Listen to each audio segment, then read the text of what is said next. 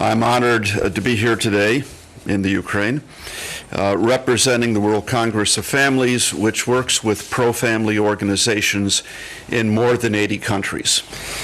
The World Congress of Families was founded in 1995. Starting in 1997, we've held congresses, international gatherings of leaders, legislators, scholars, and NGOs in Prague, Geneva, Mexico City, Warsaw, Amsterdam, Madrid, and Sydney. World Congress of Families 8 will take place in Moscow next year, September 10th through the 12th. The mission of the World Congress of Families is to defend the natural family, a phrase which comes from the 1948 United Nations Universal Declaration of Human Rights, which describes the family as the natural and fundamental group unit of society, and as such entitled to protection by society and the state. Yet everywhere you look, from Washington to the United Nations, to the European Union, to the courts, the family is threatened. There are forces in your country that want to put you on the road America's taken. I urge you to resist them. To illustrate what the gay agenda has done to my country, I ask you to consider the following. In the United States, we now have gay marriage in 13 states and the District of Columbia, only 3 by a direct vote of the people.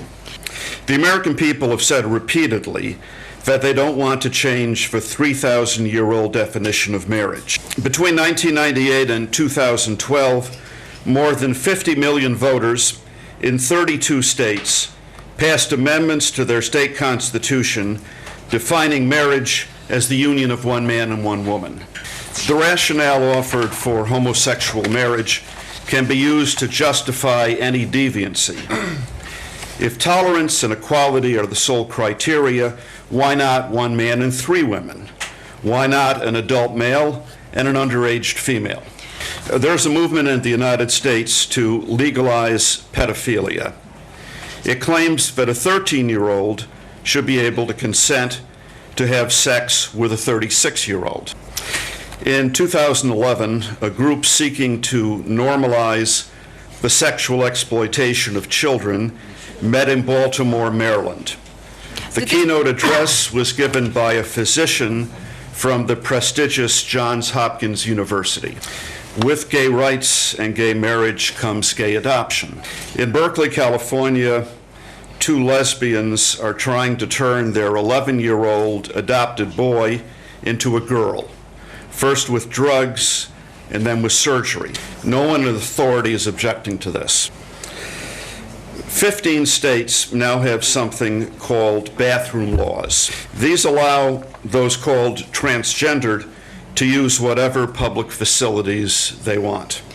California imposes this on school children.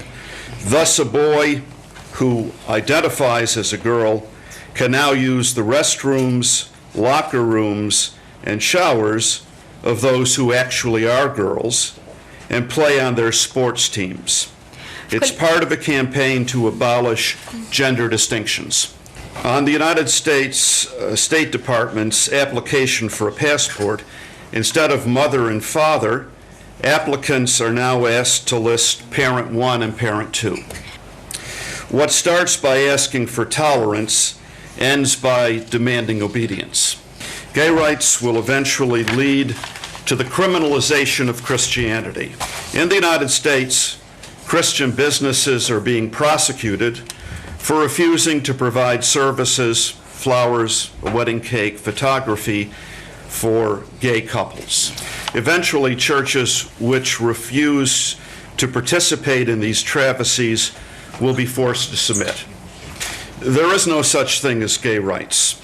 All people have the same rights, including freedom of speech and religion, guaranteed in the First Amendment of the United States Constitution, both of which are undermined by the gay agenda. In the course of Western history, 2 men or 2 women have never had the right to marry. They don't today. In an era of plummeting birth rates, 42 million abortions a year worldwide, the decline of marriage, the failure to form families, we should be thinking of ways to strengthen the natural family, not to weaken it further in the name of a spurious equality.